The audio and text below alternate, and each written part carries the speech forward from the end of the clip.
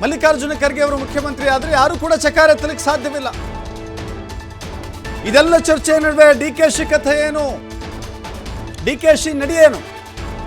May 15ರಂದು ಡಿಕೆಶಿಗೆ birthday gift ಸಿಗುತ್ತೆ ಅಂತ ಹೇಳಿ ಕಾಯ್ತಾ ಇದ್ದಾರೆ. ಮೇ ಕ್ರಾಂತಿಗೋಸ್ಕರ ಕಾಯ್ತಾ ಇದ್ದಾರೆ. ಡಿಕೆ ಶಿವಕುಮಾರ್ ಮೇ 15ಕ್ಕೆ ಮುಖ್ಯಮಂತ್ರಿ ಆಗ್ತಾರೆ ಅಂತ. ಬಟ್ ಮಲ್ಲಿಕಾರ್ಜುನ ಖರ್ಗೆ ಅವರ ಹೇಳಿಕೆಯಿಂದ ಡಿಕೆ ಶಿವಕುಮಾರ್ಗೂ, ಡಿಕೆ ಶಿವಕುಮಾರ್ ಆಪ್ತ ಬಣದ ಶಾಸಕರಿಗೂ, ಡಿಕೆ ಶಿವಕುಮಾರ್ ಮುಖ್ಯಮಂತ್ರಿ ಆಗಲಿ ಅಂತ ಕನಸು ಕಟ್ಟಿದ್ದಂಥ ನಾಯಕರಿಗೂ ಇದು ದೊಡ್ಡ ನಿರಾಸೆ ಇದು. ಹೀಗಾಗಿ ಆಪ್ತರ ನಿರೀಕ್ಷೆಗಳೆಲ್ಲವೂ ಕೂಡ ಹುಸಿಯಾಗುವ ಸಾಧ್ಯತೆಗಳಿದ್ದಾವೆ. ಸಾಕಷ್ಟು ಕುತೂಹಲ ಮೂಡಿಸ್ತಾ ಇದೆ ಡಿಕೆಶಿಯ ಮುಂದಿನ ನಡೆ ಏನು ಅಂತ ಹೇಳಿ. ಮತ್ತೆ ದೆಹಲಿಯ ದಂಡಯಾತ್ರೆನ ಅದೆಷ್ಟು ಬಾರಿ ನಾಯಕತ್ವ ಬದಲಾವಣೆ ವಿಚಾರಕ್ಕೆ ಸಂಬಂಧಪಟ್ಟಂತೆ ದೆಹಲಿಗೆ ಹೋಗಿ ಹೈಕಮಾಂಡ್ ನಾಯಕರನ್ನು ಭೇಟಿಯಾಗಿ ಬಂದರೂ ಕೂಡ ಡಿಕೆ ಶಿವಕುಮಾರ್ ಅಂದುಕೊಂಡ ರೀತಿಯಲ್ಲಿ ಬೆಳವಣಿಗೆಗಳಾಗಿಲ್ಲ.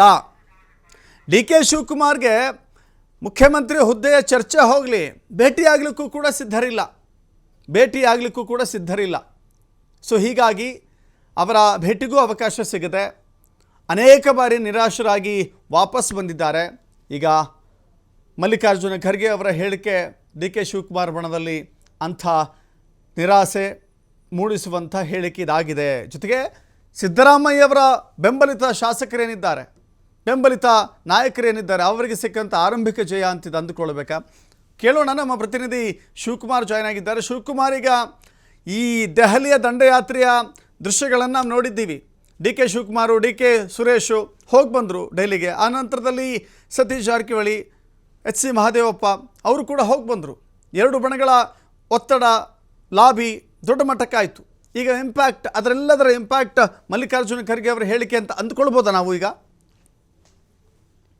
ಈಗಾಗಲೇ ರಾಜ್ಯ ಕಾಂಗ್ರೆಸ್ ನಲ್ಲಿ ಸಾಕಷ್ಟು ಬೆಳವಣಿಗೆಗಳು ನಡೀತಾ ಇರುವಂತದನ್ನ ಗಮನಿಸಿದ್ದೇವೆ. ಡಿ ಕೆ ಶಿವಕುಮಾರ್ ಯಾವಾಗ ದೆಹಲಿಗೆ ಹೋಗಿ ಹೈಕಮಾಂಡ್ ನಾಯಕರನ್ನ ಭೇಟಿ ಮಾಡಿ ಬಂದ್ರು, ತದನಂತರದಲ್ಲಿ ಸಚಿವರು ಕೂಡ ದೆಹಲಿಗೆ ಭೇಟಿಯನ್ನ ಕೊಟ್ಟಿದ್ರು. ಎಐಸಿಸಿ ಅಧ್ಯಕ್ಷ ಮಲ್ಲಿಕಾರ್ಜುನ್ ಖರ್ಗೆ, ಎಐಸಿಸಿ ಪ್ರಧಾನ ಕಾರ್ಯದರ್ಶಿ ಕೆ.ಸಿ. ವೇಣುಗೋಪಾಲ್, ಹಾಗೆ ರಾಜ್ಯ ಉಸ್ತುವಾರಿ ರಣದೀಪ್ ಸಿಂಗ್ ಸುರ್ಜೇವಾಲಾ ಅವರನ್ನ ಸತೀಶ್ ಜಾರಕಿಹೊಳಿ, ಮಹದೇವಪ್ಪ, ಮುನಿಯಪ್ಪ ಭೇಟಿ ಮಾಡಿ ಬಂದ್ರು. ತದನಂತರದಲ್ಲಿ ಶಾಸಕರು ಕೂಡ ದೆಹಲಿಗೆ ಪರೇಡ್ ಅನ್ನ ನಡೆಸಿದ್ದಾರೆ. ಪಂಚರಾಜ್ಯಗಳ ಚುನಾವಣೆ ಮುಗಿದಿದೆ, ರಿಸಲ್ಟ್ ಇನ್ನೇನು 3 ದಿನಗಳು ಮಾತ್ರ ಬಾಕಿ ಇದೆ. ಹಾಗಾಗಿ ಸಂಪುಟ ಪುನಾರಚನೆಯನ್ನ ಮಾಡಿ ನಮ್ಗೆ ಅವಕಾಶವನ್ನ ಮಾಡಿಕೊಡಿ ಅನ್ನುವಂತ ಡಿಮ್ಯಾಂಡ್ ಅನ್ನ ಶಾಸಕರು ಕೂಡ ಇಡ್ತಾ ಇದ್ದಾರೆ. ಹರಿಪ್ರಸಾದ್ ಸೇರಿದಂತೆ ಸಲೀಂ ಅಹಮದ್, ಹಾಗೆ ಹಂಪನಗೌಡ ಬಾದರ್ಲಿ ಎಲ್ಲರೂ ಕೂಡ ದೆಹಲಿಗೆ ಭೇಟಿಯನ್ನ ಕೊಟ್ಟಿದ್ರು. ಸೊ ದೆಹಲಿಯಲ್ಲಿ ವರಿಷ್ಠ ನಾಯಕರನ್ನು ಕೂಡ ಭೇಟಿ ಮಾಡಿದ್ರು, ಆ ಮನವಿಯನ್ನ ಇಟ್ಟು ಬಂದಿದ್ದಾರೆ. ಆದ್ರೆ ಇವತ್ತಿನ ನಾಯಕತ್ವ ಬದಲಾವಣೆ ಆಗಬೇಕು, ತದನಂತರದಲ್ಲಿ ಸಂಪುಟ ಪುನಾರಚನೆ ಅನ್ನುವಂತ ಅಭಿಪ್ರಾಯಗಳನ್ನ ಡಿ.ಸಿ.ಎಂ. ಡಿ ಕೆ ಶಿವಕುಮಾರ್ ಅವರ ಆಪ್ತ ನಾಯಕರು ಹೇಳ್ತಾ ಇದ್ರು. ಆದ್ರೆ ಇವತ್ತು ಕಲಬುರಗಿಯಲ್ಲಿ ಎಐಸಿಸಿ ಅಧ್ಯಕ್ಷ ಮಲ್ಲಿಕಾರ್ಜುನ್ ಖರ್ಗೆ ಅವರ ಸ್ಟೇಟ್ಮೆಂಟ್ ಅನ್ನ ನೋಡಿದ್ರೆ ಎಲ್ಲ ಕಡೆ ಸಾಕಷ್ಟು ಕುತೂಹಲವನ್ನ ಮೂಡಿಸ್ತಾ ಇದೆ. ಕಾರಣ ಒಂದು ಕಡೆ ಮುಖ್ಯಮಂತ್ರಿ ಆಗುವಂತಹ ಆಸೆಯನ್ನು ಕೂಡ ಪರೋಕ್ಷವಾಗಿ ಮಲ್ಲಿಕಾರ್ಜುನ್ ಖರ್ಗೆ ಅವರು ತೋರಿಸಿದ್ದಾರೆ.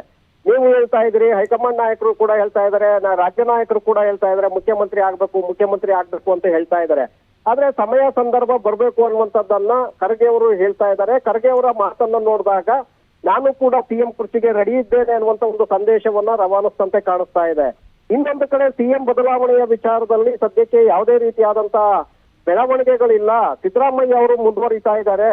ಹಾಗಾಗಿ ಮುಂದಂತಹ ಸಂದರ್ಭ ಬಂದಾಗ ಅದರ ಬಗ್ಗೆ ಯೋಚನೆಯನ್ನ ಮಾಡೋಣ, ಚರ್ಚೆಯನ್ನ ಮಾಡೋಣ ಅನ್ನುವಂತ ಹೇಳಿಕೆಯನ್ನ ಕೊಟ್ಟಿದ್ದಾರೆ.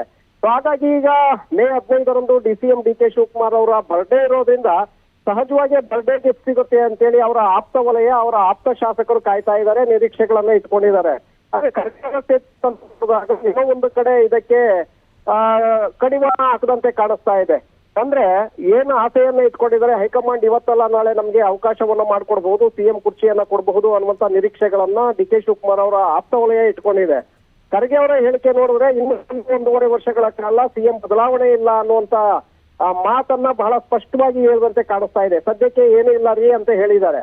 ಸೊ ಹಾಗಾಗಿ ಸದ್ಯಕ್ಕೆ ಸಿಎಂ ಬದಲಾವಣೆ ಮಾಡುವಂತಹ ಚರ್ಚೆಗಳು ದೆಹಲಿ ಮಟ್ಟದಲ್ಲೂ ಕೂಡ ಇಲ್ಲ, ಹೈಕಮಾಂಡ್ ಮಟ್ಟದಲ್ಲೂ ಕೂಡ ನಡೀತಾ ಇಲ್ಲ ಅನ್ನುವಂಥದ್ದು ಬಹುತೇಕ ಸ್ಪಷ್ಟ. ಹಾಗಾಗಿ ಮುಂದೆ ಡಿ ಕೆ ಶಿವಕುಮಾರ್ ಅವರು ಏನ್ ಮಾಡ್ತಾರೆ ಅನ್ನುವಂತ ಪ್ರಶ್ನೆಗಳು ಈಗ ಮುಂದೆ ಉದ್ಭವ ಆಗತ್ತೆ. ಯಾಕೆಂದ್ರೆ ಪಕ್ಷದ ಶಿಸ್ತಿನ ಸಿಪಾಯಿ ಅಂತ ಹೇಳಿ ಗುರುತಿಸ್ಕೊಂಡಿರೋದ್ರಿಂದ ಸಹಜವಾಗಿ ಈ ಕಡೆ ಪಕ್ಷವನ್ನ ತೊರೆಯೋದಕ್ಕೂ ಕೂಡ ಕಷ್ಟ. ಜೊತೆಗೆ ಮುಂದೆ ಸಿಎಂ ಬದಲಾವಣೆ ಚರ್ಚೆಗಳು ಹೈಕಮಾಂಡ್ ತೆಗೆದುಕೊಳ್ಳುವಂತ ನಿರ್ಧಾರ ಏನಿದೆ ಅಲ್ಲಿಯವರೆಗೂ ಕೂಡ ಕಾಯಬೇಕಾದಂತ ಒಂದು ಅನಿವಾರ್ಯ ಪರಿಸ್ಥಿತಿ ಈಗ ಎದುರಾಗ್ತಾ ಇದೆ. ಹಾಗಾಗಿ ಡಿ ಕೆ ಶಿವಕುಮಾರ್ ಅವರು ಮುಂದೆ ಏನ್ ಮಾಡ್ತಾರೆ ಅನ್ನುವಂಥದ್ದನ್ನು ಕೂಡ ಈಗ ಗಮನಿಸಬೇಕಾಗತ್ತೆ. ಖರ್ಗೆ ಅವರ ಸ್ಟೇಟ್ಮೆಂಟ್ ಅನ್ನ ನೋಡಿದಾಗ ಬಹುತೇಕವಾಗಿ ಸಿದ್ದರಾಮಯ್ಯ ಅವರು ಮುಂದುವರಿತಾರೆ, ಯಾವುದೇ ಗೊಂದಲಗಳಿಲ್ಲ ಅನ್ನುವಂತ ಒಂದು ಮಾಹಿತಿಯನ್ನ ಕೊಟ್ಟಂತೆ ಕಾಣಿಸ್ತಾ ಇದೆ ದಶರಥ್. ಇದರ ಜೊತೆಗೆ ಈಗ ಮಲ್ಲಿಕಾರ್ಜುನ್ ಖರ್ಗೆ ಅವರು ಹೇಳಿಕೆ ನೀಡುವ ಹಂತದಲ್ಲಿಲ್ಲ, ಅವರು ನಿರ್ಧಾರ ತೆಗೆದುಕೊಳ್ಳುವಂಥ ಹಂತದಲ್ಲಿದ್ದಾರೆ. ಇಬ್ಬರು ನಾಯಕರ ಮಧ್ಯೆ ಕೂರಿಸಿಕೊಂಡು ಮಾತನಾಡಿ, ಹೈಕಮಾಂಡ್ ಇಬ್ಬರನ್ನು ಕರೆದು ಕೂರಿಸಿ ಮಾತನಾಡಿ ಒಂದು ಸ್ಪಷ್ಟ ಚಿತ್ರಣ ಕೊಡಬಹುದಾಗಿತ್ತಲ್ಲ, ಅದ್ಯಾಕೆ ಸಾಧ್ಯವಾಗಿಲ್ಲ ಅನ್ನೋ ಪ್ರಶ್ನೆ ಕಾರ್ಯಕರ್ತರಲ್ಲೂ ಇದೆ, ಶಾಸಕರಲ್ಲೂ ಇದೆ. ಸಹಜವಾಗಿ ದಶರಥ, ಯಾಕಂದ್ರೆ ನೀವು ಈ ರೀತಿಯಾದಂತಹ ಗೊಂದಲಗಳು ಎದ್ದಾಗ ಒಂದು ಕಡೆ ನಾಯಕತ್ವ ಬದಲಾವಣೆಯ ಚರ್ಚೆ, ಇನ್ನೊಂದು ಕಡೆ ಸಚಿವ ಸಂಪುಟ ಪುನಾರಚನೆ ಆಗತ್ತೆ ಅನ್ನುವಂತಹ ಹೇಳಿಕೆಗಳ ಮೇಲೆ ಹೇಳಿಕೆಗಳು ಬರ್ತಾ ಇದೆ. ಪಕ್ಷದ ನಾಯಕರು, ಮುಖಂಡರು ಮತ್ತೆ ಕಾರ್ಯಕರ್ತರಲ್ಲಿ ಗೊಂದಲಗಳಿದೆ. ಇವತ್ತು ಪಕ್ಷ ಯಾರನ್ನ ಈಗ ಮುಖ್ಯಮಂತ್ರಿಗಳು ಬದಲಾವಣೆ ಆಗ್ತಾರಾ, ಡಿ ಕೆ ಶಿವಕುಮಾರ್ ಅವರನ್ನ ಮುಖ್ಯಮಂತ್ರಿಯನ್ನಾಗಿ ಮಾಡ್ತಾರಾ ಅಥವಾ ಅಲ್ಲಿ ಬೇರೆಯವರನ್ನ ತಂದು ಕೂರಿಸ್ತಾರಾ, ಈ ರೀತಿಯಾದಂತಹ ಗೊಂದಲಗಳು ಇರೋದ್ರಿಂದ ಮುಂದೆ ಎದುರಾಗುವಂತಹ ಸ್ಥಳೀಯ ಸಂಸ್ಥೆಗಳ ಚುನಾವಣೆಗಳೇನಿದೆ, ಜಿಲ್ಲಾ ಪಂಚಾಯತ್, ತಾಲೂಕ್ ಪಂಚಾಯತ್ ಚುನಾವಣೆಗಳೇನಿದೆ, ಇದರ ಮೇಲೆ ಎಫೆಕ್ಟ್ ಆಗುವಂತಹ ಸಾಧ್ಯತೆಗಳಿದೆ. ಹಾಗಾಗಿ ಎಐಸಿಸಿ ಅಧ್ಯಕ್ಷರೇ ಇಲ್ಲಿ ಪ್ರಮೋಚ ನಾಯಕರಾಗಿರೋದ್ರಿಂದ ಸಹಜವಾಗಿ ಖರ್ಗೆ ಅವರು ಕೂಡ ಇಲ್ಲಿ ನಿರ್ಧಾರವನ್ನು ತೆಗೆದುಕೊಳ್ಳುವಂತ ಜಾಗದಲ್ಲೇ ಇದ್ದಾರೆ. ಆದ್ರೆ ಖರ್ಗೆ ಅವರು ಅಲ್ಲಿ ಏನು ನಡೀತಾ ಇಲ್ಲ ಅನ್ನುವಂಥದ್ದನ್ನು ಕೂಡ ಇಲ್ಲಿ ಗಮನಿಸಬೇಕಾಗತ್ತೆ. ಯಾಕಂದ್ರೆ ರಾಹುಲ್ ಗಾಂಧಿ ಅವರ ತೀರ್ಮಾನವೇ ಅಂತಿಮ ಆಗಿರೋದ್ರಿಂದ ಅವರು ತೆಗೆದುಕೊಳ್ಳುವಂತಹ ನಿರ್ಧಾರ ಏನಿದೆ ಅದು ಇಲ್ಲಿಗೆ ಎಫೆಕ್ಟ್ ಆಗತ್ತೆ. ಹಾಗಾಗಿ ಒಂದು ವೇಳೆ ಬದಲಾವಣೆ ಮಾಡಬೇಕು ಅನ್ನುವಂತ ನಿರ್ಧಾರವನ್ನ ರಾಹುಲ್ ಗಾಂಧಿ ಅವರು ತೆಗೆದುಕೊಂಡಿದ್ದೆ ಆದ್ರೆ ಅದಕ್ಕೆ ಸಿದ್ದರಾಮಯ್ಯ ಅವರು ಕೂಡ ಈಗಾಗಲೇ ರೆಡಿ ಇದ್ದಾರೆ ಅನ್ನುವಂತ ಮಾತನ್ನ ರಾಜಣ್ಣ ಅವರೇ ಹೇಳಿದ್ದಾರೆ. ಹಾಗಾಗಿ ರಾಹುಲ್ ಗಾಂಧಿ ಅವರ ಕಡೆ ಈಗ ಎಲ್ಲರೂ ಕೂಡ ತಿರುಗಿ ನೋಡ್ತಾ ಇದ್ದಾರೆ. ರಾಹುಲ್ ಗಾಂಧಿ ಯಾವ ನಿರ್ಧಾರವನ್ನ ತೆಗೆದುಕೊಳ್ತಾರೆ, ಮುಂದುವರಿಸ್ತಾರ ಅಥವಾ ಅವರನ್ನ ಕೆಳಗಿಳಿಸಿ ಡಿ ಕೆ ಶಿವಕುಮಾರ್ ಅವರಿಗೆ ಅವಕಾಶವನ್ನ ಮಾಡ್ಕೊಡ್ತಾರ ಅಥವಾ ಬೇರೊಬ್ಬರನ್ನ ಅಲ್ಲಿ ತಂದು ಕೂರಿಸ್ತಾರ ಅಥವಾ ಇನ್ನೊಂದು ವರ್ಷದ ನಂತರ ಎಐಸಿಸಿ ಅಧ್ಯಕ್ಷ ಮಲ್ಲಿಕಾರ್ಜುನ್ ಖರ್ಗೆ ಅವರನ್ನೇ ಸಿಎಂ ಕುರ್ಚಿಗೆ ತಂದು ಕೂರಿಸ್ತಾರ ಅನ್ನುವಂಥದ್ದು ರಾಹುಲ್ ಗಾಂಧಿ ಅವರ ನಿರ್ಧಾರದ ಮೇಲೆ ನಿಂತಿದೆ. ಆದ್ರೆ ಸದ್ಯಕ್ಕಂತೂ ಯಾವುದೇ ಬದಲಾವಣೆ ಇಲ್ಲ ಅನ್ನುವಂಥದ್ದು ಅವರ ಮಾತಿನಿಂದ ಇವತ್ತು ಬಹಳ ಸ್ಪಷ್ಟವಾಗಿ ಸಂದೇಶ ರವಾನೆ ಆದಂತೆ ಕಾಣಿಸ್ತಾ ಇದೆ ದಶರಥ್. ಥ್ಯಾಂಕ್ ಯು ಶಿವಕುಮಾರ್, ನಿಮ್ಮೆಲ್ಲ ಮಾಹಿತಿಗೆ.